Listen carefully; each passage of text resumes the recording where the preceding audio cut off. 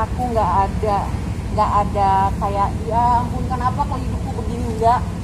Dan aku bersyukur sama Allah karena dalam 2 tahun ini, 2 tahun kemarin aku nggak bisa pulang ke Indonesia.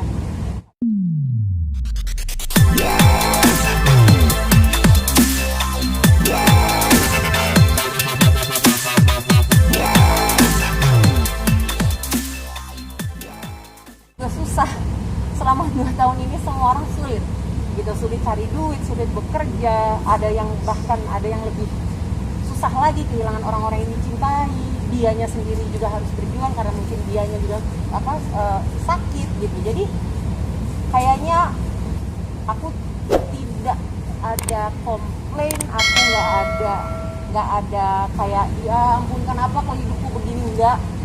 Dan aku bersyukur sama Allah karena dalam 2 tahun ini, 2 tahun kemarin aku nggak bisa pulang ke Indonesia, nggak bisa kerja, tapi Allah kasih pertolongan mungkin dari apa yang dulu Allah pernah titipkan kepada aku. Ya inilah ternyata gunanya Allah dulu titipin itu tuh karena buat masa ini.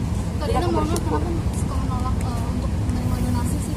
Karena banyak orang yang lebih susah dari aku yang hidupnya dan perjuangannya lebih luar biasa daripada aku. Yang aku rasa mereka lebih pantas untuk diberikan bantuan. Sesimpel itu jawabannya. Selama aku ada di posisi ini, selama aku dan Aisyah menjalani apa yang kehidupan kita dan perjuangannya Aisyah ya selama sekian lama ini, aku jadi kenal sama banyak sekali orang-orang yang kebetulan ceritanya tuh mirip-mirip sama kita gitu. Dan mereka tuh aduh, udahlah kalau misalnya aku mesti cerita itu satu-satu, ceritanya itu betul-betul perjuangannya Masya Allah gitu. Ada satu ibu dan anak yang mereka itu tinggalnya di satu pulau, dan mereka karena anaknya didiagnosa leukemia, dia harus pergi ke pulau lain untuk bisa mendapatkan treatment karena di pulau tempat dia tinggal itu tidak ada. Dan untuk ke pulau tersebut dia harus naik kapal laut dalam keadaan anaknya itu sudah sakit. Dia harus naik kapal laut itu sekian lama, dan dia untuk tiket kapal laut aja dia nggak punya duit gitu. Jadi ada orang-orang seperti ini yang kalau aku ngeliatnya ini lebih perlu, lebih urgensinya, lebih aku nggak sampai hatiku, nggak sampai tanganku untuk seperti itu. Aku merasa aku masih bisa kerja, masih ada, insya Allah masih ada, Allah berikan aku pertolongan mudah-mudahan dari apa yang aku bisa di entertainment, di pekerjaanku, di aku sebagai instruktur zumba gitu. Tapi aku nggak bersyukur sekali dan berterima kasih sekali buat semua teman-teman yang sudah begitu baik gitu ya, punya perhatian dan sayang sama Aisyah. Gitu. Kalau Aisyah sendiri diganti perubahan hidup dari Jakarta ke Singapura? Aku beda banget. Aku di Singapura itu sangat amat beda banget dengan aku yang ada di Indonesia. Aku di Singapura itu nggak bayang deh, pokoknya aku di Singapura itu kegiatanku dari pagi sampai malam setiap hari itu teratur di jam yang sama, melakukan kegiatan yang sama. Fokusku tidak ada lain selain Aisyah, rumah, dan pekerjaanku sebagai instruktur zumba, sebagai musisi ya. Tapi itu bukan hal itu yang paling utama yang aku lakukan. Bangun dari pagi menyiapkan Aisyah untuk sekolah, alhamdulillah dia udah sekolah kan, menyiapkan dia sekolah, nyiapin makannya, sampai terus nganterin dia ke tempat dia antar jemputnya, jemput dia, terus nemenin dia, kerjain PR, dan malamnya gitulah, itu seperti itulah, masak buat dia dan segala macam.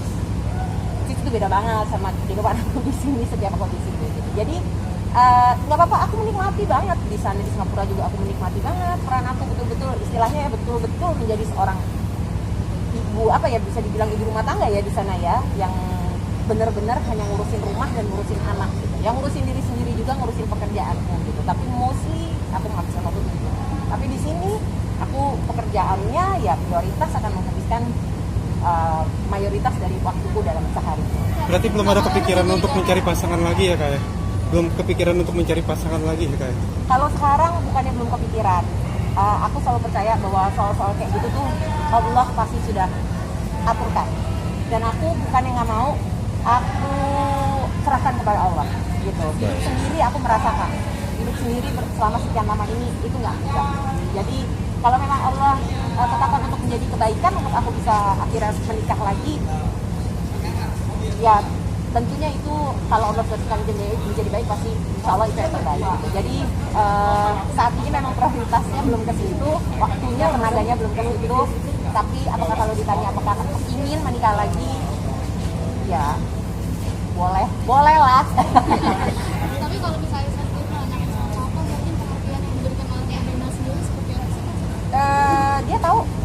beberapa waktu yang lalu, sebenarnya belum lama, aku cerita mengenai keadaan papahnya gitu ya, walaupun ceritanya aku itu udah lama banget, lama dari kejadiannya. Jadi di awal-awal tuh aku masih suka bohong sama dia, tapi belakangan akhirnya aku sempat konsultasi sama temenku, sama ngobrol sama Intan kebetulan memang dia ngerti lah ya soal itu. Jadinya aku cerita sama dia, curhat, dan aku bertanya sama dia gimana caranya yang terbaik supaya aku bisa cerita sama Aisyah, karena aku takut cerita sama Aisyah, takut dia down, takut dia sedih gitu. Tapi akhirnya aku dikasih tahu caranya bagaimana, dan itu aku ngasih tahunya itu makan waktu berminggu-minggu, benar-benar pelan-pelan aku ceritanya karena dari melalui dongeng. Jadi awalnya dari dongeng, karena memang aku sama Aisyah itu kita aku rutin mendongeng kepada dia hampir setiap malam. Jadi pertama kali awalnya kita ceritanya, aku buka ceritanya dari situ sampai akhirnya dia benar-benar saat ini sudah mengetahui keadaan papahnya gitu. Tapi aku selalu bilang gitu sama Oma ya, sama maksudnya dari keluarga papahnya, aku selalu bilang bahwa jangan khawatir, aku bilang, aku janji ini akan menjadi tanggung jawabku insya Allah untuk terus memastikan Aisyah akan terus mencintai dan menghormati papahnya apapun yang terjadi gitu. Jadi karena kebetulan aku yang ada di sampingnya Aisyah saat ini dan aku yang 24 jam bersama dia, maka aku akan pastikan itu terjadi kepada dia gitu. Jadi karena kan itu yang akan jadi baik buat dia gitu. Di saat dia mencintai dan tetap menghormati papanya dan tetap bisa